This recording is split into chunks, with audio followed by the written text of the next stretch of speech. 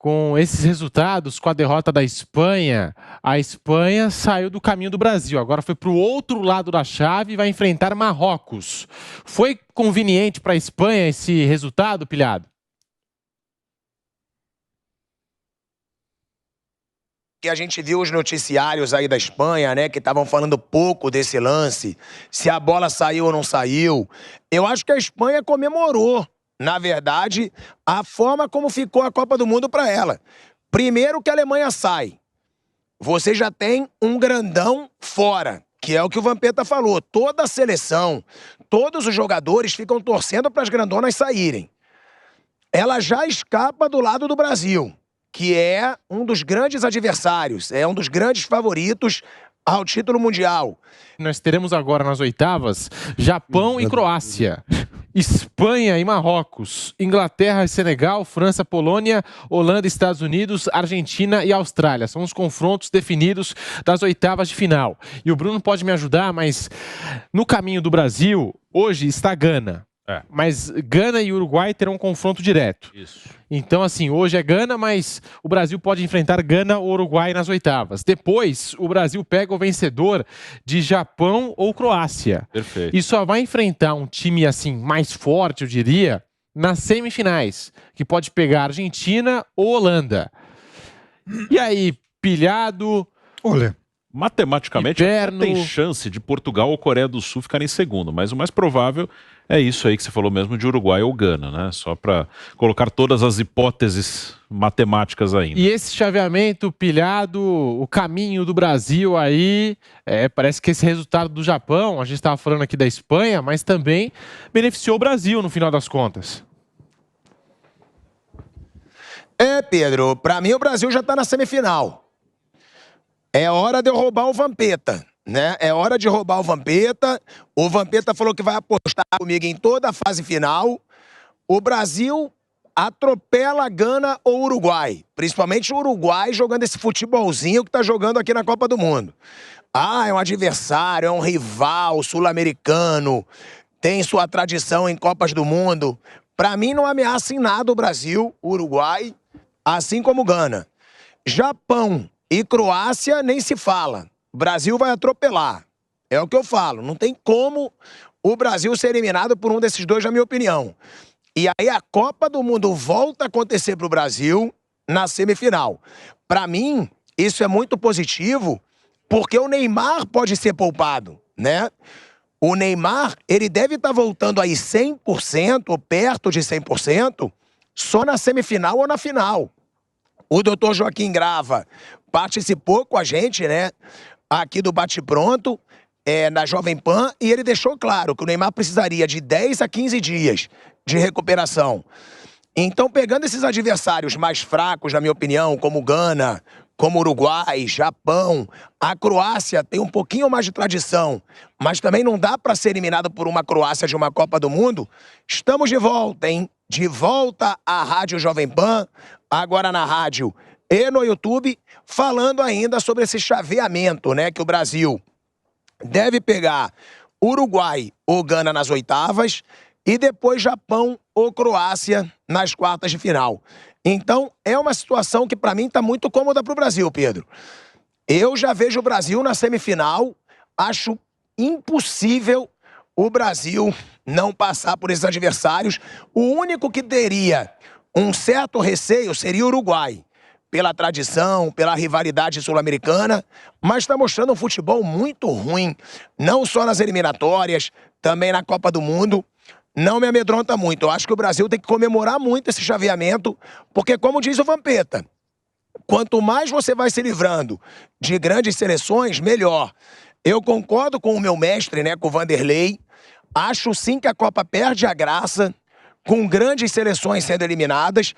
Como jornalista, como amante do futebol, eu acho horrível. A gente vê a Alemanha fora, a gente vê Bélgica fora, a gente vê esses times europeus que poderiam mostrar um bom futebol saindo da Copa do Mundo. Agora, como torcedor, como o cara que quer ver o Brasil campeão de uma Copa do Mundo no estádio, aí eu acho que a gente tem que torcer para o chaveamento fácil para o Brasil ser hexacampeão. E aí, Piperno, para você, esse chaveamento do Brasil, o Brasil agora não tem mais a Espanha, porque hoje a gente até comentava no bate-pronto, né? Ó, o Brasil passando aqui de Gana, Uruguai, pode ter a Espanha pela frente. Agora o cenário mudou, Piperno. Mas então, Pedro, aí você pega, por exemplo, as últimas competições, as últimas grandes competições, Copa do Mundo 18 e a Euro. Não foi a Espanha a seleção campeã. A Croácia, por exemplo, ela foi vice-campeã do mundo. Na última Euro, a Itália fez a final e ganhou o título em Londres contra a Inglaterra. A Itália nem está na Copa do Mundo. Naquele torneio, a Dinamarca fez uma campanha muito boa. Então, assim, essas seleções todas elas são mais ou menos equivalentes. A gente viu a Itália ganhando o título, 2, 3 meses depois ela dava vexame. E não é só a Itália que faz isso. A Alemanha acabou de dar vexame, inclusive agora, na Liga das Nações, tinha perdido para a Hungria. Aí o último jogo dela foi muito bom lá contra a Inglaterra, 3-3 e tal. Eu acho que assim, só o Brasil e a França tem mais jogadores, tem mais opções que os outros. Esses dois países, eles são os dois grandes produtores de jogador de bola hoje. A França, inclusive, tomando da Argentina, para mim, pelo menos, a condição de segundo maior produtor de jogador de futebol de alto nível, principalmente depois que inseriu, né, os filhos aí de imigrantes na sua vida e tal. E aí, obviamente, passou a ter mais alternativas. Então, eu não vejo esse caminho com tanta tranquilidade tão fácil. O que eu vejo assim, o Brasil tem uma seleção muito boa em relação a essas outras. Mas pode, num dia ruim, tropeçar, toma um gol lá, que a bola resvala em alguém, empata, vai para os pênaltis e seja o que Deus quiser. Isso pode acontecer. Se fosse um torneio de pontos corridos, o Brasil e a França iam disparar na frente dos outros. Mas não é. É um torneio de 7 jogos. Então eu não sei o que pode acontecer. Agora, o Viga falou um negócio no começo que ele tem muita razão, porque assim, esses países que estão monopolizando demais os seus campeonatos nacionais, ou que tem um duopólio aí, 2, né, os campeonatos, enfim, Joãozinho e Maria, né, é claro que eles enfraquecem os clubes médios e menores, que tradicionalmente revelaram muita gente. Você pega, por exemplo, a seleção brasileira hoje, a seleção brasileira tem o Richarlison e tem o Danilo, que saíram lá do América Mineiro. Aliás, o América Mineiro fez o Gilberto Silva, que foi campeão mundial em 2002. O Vampeta sempre brinca aqui que a base do Vitória cedeu 3 jogadores campeões do mundo em 2002. Então, se a gente matar esses clubes médios e pequenos, nós vamos matar a galinha dos ovos de ouro do futebol brasileiro. Porque esses clubes sempre fizeram muita gente. E isso acontece lá na Europa também. Então, hoje, só dá Bayern de Munique na Alemanha, 10 anos. A Juventus de Turim ganhou 10 campeonatos italianos seguidos e coincide com o momento em que a Itália sai da condição de campeã do mundo em 2006 para ser eliminada na fase de grupos em 2010, a fase de grupos que tinha, enfim, Eslováquia, Nova Zelândia e Paraguai. E depois ela não foi para as outras duas. Então essa decadência... Então, assim... Como o Brasil é grandão, tem uma população grande e tal, talvez o impacto aqui demore um pouco mais. Como a França é um dos países mais populosos lá da Europa, e ela tem, enfim, muito filho de pessoas que vêm das colônias, ela também vai poder fazer mais. Agora, isso não vai acontecer com o resto toda hora.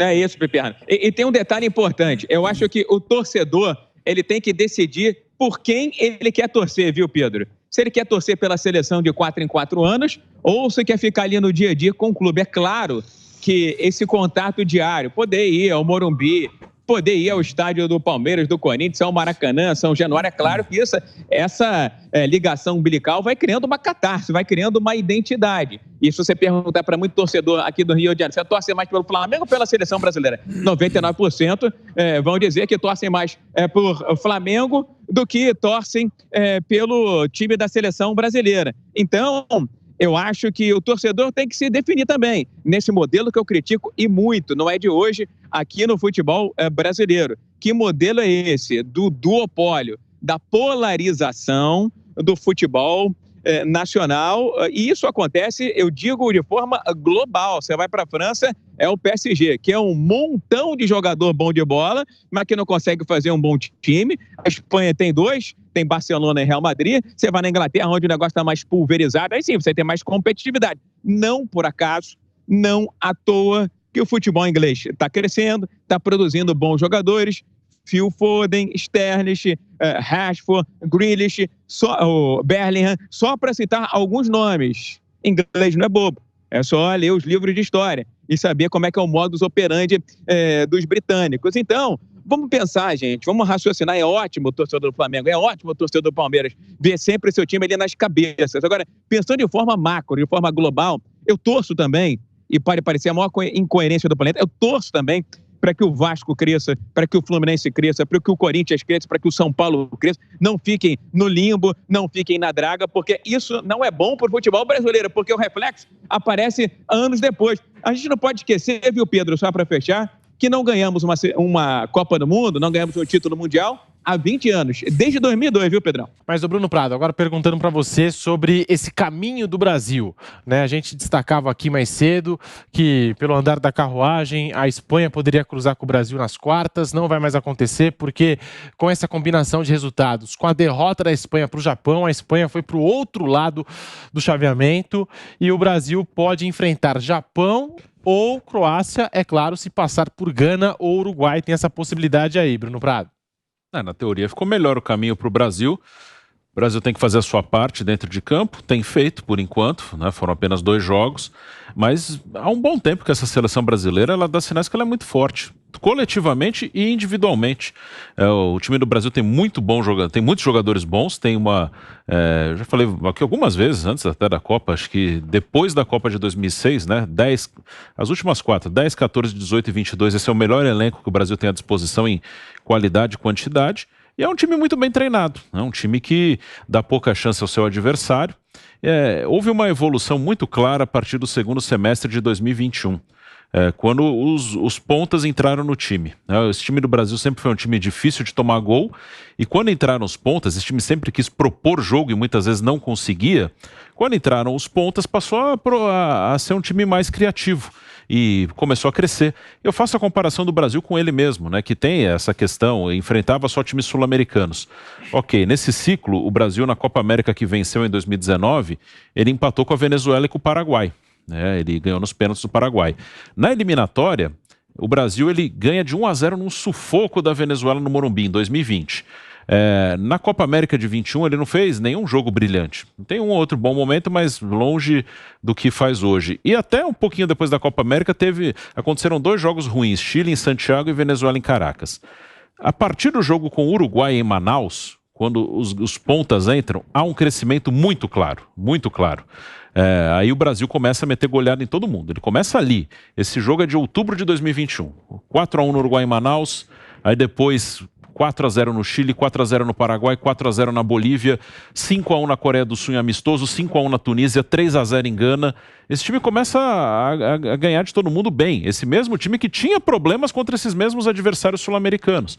Então houve uma evolução que tem muito a ver com a entrada dos garotos, do Vinícius, do Rafinha, do Antony. E aí o Brasil, além de ser um time que não toma gol, ou toma pouco gol, passou a ser um time mais criativo. Então ele é muito forte, é um dos grandes candidatos, sim, porque é forte coletivamente e individualmente. E Bruno, no Twitter, pelo menos, eu vi essa discussão, tinha muita gente falando com a bola rolando, de que a Espanha teria, de forma proposital, levado 2 gols do Japão para evitar esse chaveamento com o Brasil. Mas eu acho que não, porque a própria seleção da Espanha estava ameaçada em determinado momento do jogo. Quando a Costa Rica eu acho que não tem nada a ver. Quando a Costa Rica vira contra a Alemanha, a Espanha estava fora. Aí depois a Alemanha empata e vira o jogo. Assim, uma coisa que pode acontecer, que é normal, é quando definiu o jogo ali Alemanha e Costa Rica, a Espanha pode ter chegado à conclusão, a gente não, esse empate não é tão ruim. essa derrota, aliás. Essa derrota não é tão ruim. Pode ter acontecido, não dá para saber. E isso não é entregar jogo. Tomar 2 gols proposital, isso não acredito. Isso não, eu estava comentando o jogo, isso não aconteceu. A Espanha toma 2 gols no início do segundo tempo. Isso não aconteceu. O Japão fez os gols porque fez os gols. Como não tem nada disso. Fez contra a Alemanha, né, Bruno? Um ali pertinho do outro. O máximo que pode ter acontecido faltando uns 10 minutos, eles terem chegado à conclusão que o resultado não é tão ruim pra gente e até emocionalmente não ser a mesma pegada. Não é nem de sacanagem, assim, eles não precisavam mais correr tanto atrás e emocionalmente ter baixado um pouco. Isso pode ter acontecido, mas proposital, derrota de propósito, isso não aconteceu. Porque houve um momento do jogo em que Japão e Costa Rica estavam avançando, Espanha e Alemanha estavam fora. Fora. Então eu acho que essa teoria, e pode ser que agora, depois que os jogos terminaram tal, ainda possa ter alguém que dê essa versão, algo tipo assim, Pedro, mas eu acho que não tem nada a ver. O Brasil entregou a final de 98, né? Aquelas coisas assim. Pedro, o Viga tá pedindo a palavra. Vamos lá, Viga. Claro que é triste, é lamentável você ver a Alemanha fora da Copa do Mundo. Agora, para o Brasil, como torcedor, é ótimo. Ninguém vai ser penta como nós já somos, né? Independentemente do que vai acontecer com uma seleção brasileira. A gente não pode esquecer do fator Neymar. Eu acho que, concordo com o Pedro, com o Bruno em gênero, número e grau, que a evolução dos pontas, né? Agora chamam de externo, é cheio de nhenhenhen no futebol, agora é REC 5, é externo, é ponta. Com a evolução dos pontos, o futebol brasileiro, é claro que cresceu de produção. Não, negócio de REC 5, pelo amor de Deus. Sabe o que é o REC 5? É recuperar a bola 5 segundos depois. A melhor comunicação é aquela que você faz ser entendida, viu, Tite? Quando você não é compreendido pela maioria, dá ruim. Então, eu sei que tem a linguagem da bola, tem a linguagem do povo, mas tenta falar com o povo que está te acompanhando à distância ou até mesmo aí no Catar. Mas a gente não pode esquecer o fator Neymar. Eu acho que o futebol brasileiro subiu de patamar, subiu de degrau, mas não temos o nosso principal jogador, aquele que mete medo aos adversários, aquele que é caçado, que é procurado e que atrai a marcação de 2, 3 jogadores. A gente falou muito aqui sobre a seleção brasileira, sobre a progressão, sobre o crescimento, mas não pode esquecer que foi difícil vencer da Suíça, gente. Por que foi difícil de vencer da Suíça? Primeiro, eu acho que o Neymar faz muita falsa, como referência do time, como craque do time. E também por conta das pataquadas do Tite. Não dá para ficar passando pano, passando a mão na cabeça do Tite, que deixa o Rafinha isolado, que escala 2 volantes contra a equipe da Suíça, entendeu? Ele acaba deixando o Paquetá meio perdido. Eu tô Tirica não pode falar que é nome de autoridade, né? Eu tô furibundo da vida com o Tite, que não vai dar uma chance que é pro Everton Ribeiro, uma chance que é pro Pedro. Então por que levou os caras? Por que então não levou o Scarpa do Palmeiras? Não temos meia na seleção brasileira quando o cara que não é meia, tá ausente, que é o Neymar, dá uma chance, dá uma oportunidade. Ele faz a melhor escolha na cabeça dele do planeta, que é botar mais um volante contra a Suíça, que tem cuja principal característica não fazer gol no adversário. Então a gente não pode esquecer, a seleção de Gana não é isso tudo. As seleções africanas têm uma certa, eu acho que deficiência estratégica, mas tem progredido. A Croácia, vice-campeã do mundo, se classificou na Bacia das Almas, mas é uma seleção europeia. Uma mesma seleção europeia a gente enfrentou recentemente contra a Suíça e a Suíça a gente teve dificuldade. Vamos chegar na semifinal? Tomara que a gente chegue na semifinal. Agora, eu fico na premência, fico na urgência da presença do Neymar. Caso contrário, eu temo ainda, infelizmente, mesmo jogando com seleções teoricamente mais fracas, que o pior pode acontecer. E acho que a Alemanha está pagando a conta, é vítima dela mesma. Mudou de técnico e de filosofia 2 vezes, primeiro o tirador de meleca, né? E agora esse último treinador, e ninguém conseguiu encontrar uma forma ideal dessa Alemanha jogar, e a Alemanha está padecendo do bayernismo, né? O pessoal fica batendo palma, dizendo, o Bayern é Deca, é multicampeão da Alemanha. Pois é, vai ver o time do Bayern, quantos alemães tem? Tá cheio de gringo lá. Entendeu? Então não consegue formar uma mentalidade dentro da sua seleção nacional e acaba sendo eliminada aí, para muitos, maldição do 7-1, para mim, por erros de escolhas, estratégias, ideologias e filosofias da Federação Alemã, dos técnicos alemães, enfim, está pagando a conta de uma dívida que ela mesma contraiu, viu, Pedro? Ô, Vanderlei, só queria dizer uma coisa. Com a eliminação da Alemanha, o Brasil continua sendo a única seleção pentacampeã do mundo. E o nosso Raul fez questão de me passar essa informação. Queria dizer isso. E você errou porque você devia fechar essa sua participação fazendo assim: 1, 2, 3, 4, 5. Eu acho que você devia bater umas palminhas. E ainda com palminhas. Para concluir essa participação. Deixa seu like aqui no canal do YouTube Jovem Pan Esportes, mas ainda em cima disso, Vanderlei. E esse caminho do Brasil? Dá pra dizer que agora o Brasil tem caminho livre até a semifinal? Não é livre, nunca é livre, mas eu passei aqui conversando baixinho com o Bruno, dizendo, Bruno, olhando aqui, dá uma sensação de uma molezinha, né? O Brasil tem Gana e do outro lado tem Croácia e Japão. Tá certo? Quer dizer, o que sobrar, o Brasil enfrenta, passando por Gana. Então, antes da... Uruguai ao invés de Gana. Isso, pode ser Uruguai. Tomara que seja Gana, para mim, né? Tomara que seja Gana. Mas os dois próximos jogos do Brasil, teoricamente, o Brasil chega com favorito. É a mesma coisa os argentinos. Os argentinos já estão nas quartas de final. Eles dizem isso, vão passar pela Austrália e vão chegar nas quartas de final. Eles também se sentem fortalecidos. Hoje eu conversava com o Piperno, ele falou para mim, mas eu não sei não, essa Holanda aí pode dar uma complicação, você falou isso com relação à Argentina. Eu não acho pior, eu não acho que pior que a Argentina. Então, é verdade, mas estou dizendo, então, para alguns grandões, a caminhada ficou mais fácil, né? O Brasil não tem uma grande preocupação olhando assim no papel, mas eu espero deixar a bola rolar, porque eu sou muito cauteloso nisso, você sabe, né? A minha pátria em campo, eu fico preocupado, porque qualquer adversário é perigoso, né? Então vamos aguardar. E para você, Fábio Piperno, e aí, Piperno? A Espanha, que podia cair no mesmo chaveamento do Brasil, do mesmo lado do Brasil no chaveamento, agora a Espanha com essa derrota vai para o outro lado, pega Marrocos e nós vamos ter Japão e Croácia no caminho do Brasil, quem sabe nas quartas. Antes tem Gana ou Uruguai no caminho da seleção brasileira e só na semifinal o Brasil pode pegar Argentina ou Holanda. Caminho livre para o Brasil até a semifinal, Piperno? Assim, Pedro, eu não gosto muito desse negócio de caminho livre, mas eu diria para você que o Brasil é favorito contra todos esses adversários. Pode acontecer num dia ruim, o zagueiro falhar, o goleiro tomar um frango, sei lá. Isso todo mundo já viu ocorrer isso no futebol.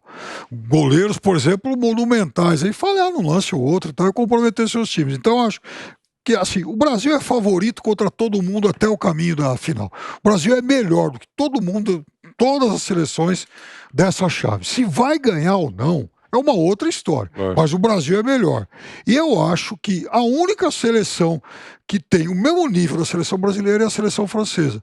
As outras eu acho que são menos poderosas que a seleção brasileira. Agora, repito, isso quer dizer que o Brasil vai ganhar a Copa ou vai ser finalista da Copa? Eu não sei, não tenho bola de cristal. Meu amigo Rodrigo Viga, você que está secando o Tite, pode secar à vontade o Tite, a seleção brasileira, mas tá aí, Viga. Acabei de passar uma informação importante: com a eliminação da Alemanha, o Brasil continua sendo a única seleção pentacampeã do mundo e agora tem caminho livre. Piperno não quis dizer, mas eu falo aqui, tem caminho livre até a semifinal. Mas eu citei isso, eu falei, olha só, com a Itália fora e com a Alemanha fora, a Itália nem foi, e a Alemanha foi, mas acabou não fundo, né, como diria o sábio, só tem um penta. E talvez o Brasil possa ser hexa. O pessoal acha que eu torço contra. Eu não torço Raul, contra. Nosso produtor eu só quis derrubar. Ô, Viga, pois é. Eu torço a favor da seleção brasileira. Eu tenho uma informação para você, Viga, que eu até dei hoje de manhã, porque eu estou diante de um supersticioso aqui como Vanderlei Nogueira, e apareceu um argentino hoje de manhã, e o argentino lembrou o seguinte: na Copa de 78, o Kempes perdeu um pênalti no terceiro jogo e a Argentina foi campeã. Na Copa de 86, o argentino lá lembrou que o Maradona perdeu um pênalti no terceiro jogo e a Argentina foi campeã. E agora o Messi perdeu um pênalti no terceiro jogo. Pois é, cada um faz uma associação, uma alusão, o que quiser, né? Como diz o outro, o que isso quer dizer? Rigorosamente nada. Né? O fato é que eu acho que o Brasil... Eu não sou nem Pacheco nem contra a seleção brasileira. Eu torço sempre pelo futebol brasileiro, de forma global, embora todos saibam que eu sou Flamengo, mas não deixo nunca de criticar. Quando tem que falar, eu falo. Quando não tem que falar, eu não falo. Enfim, isso vale para todos os clubes e para todas as seleções. Agora, ainda acho que a seleção brasileira sem Neymar não está no mesmo diapasão, não está no mesmo nível, não está no mesmo patamar de Inglaterra e também de França. E acho que a Holanda, apesar dos trancos e barrancos, pode ser uma seleção que vai incomodar. E a gente não pode se iludir também com esse resultado da Espanha. Porque a Espanha, enfim, pode ter deitado em berço esplêndido. Ou praticamente aqui classificada. Aconteceu ali, durante 10, 15 minutos, uma desclassificação que nem o mais pessimista poderia imaginar.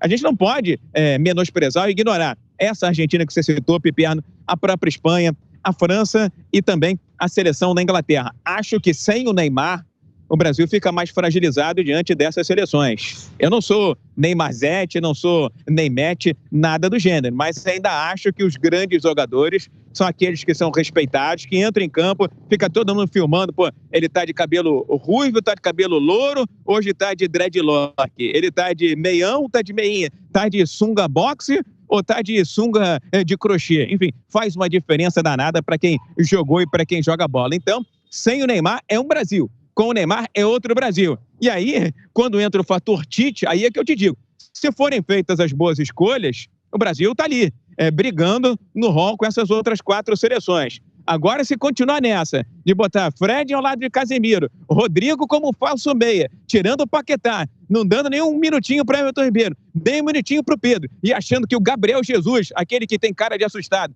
liga para a mamãe e fala, mamãe, eu não fiz gol na Copa de novo hoje. Enfim, vai ficar difícil, vai ficar complicado. Ou alguém aqui ainda está apaixonado pelo Gabriel Jesus na seleção brasileira. Tem cara de assustado, menino, e liga para a mamãe para se desculpar. Não deu hoje, mamãe. Do próximo eu vou fazer um gol. Faz logo um gol e liga para mim para reclamar comigo, Gabriel Jesus.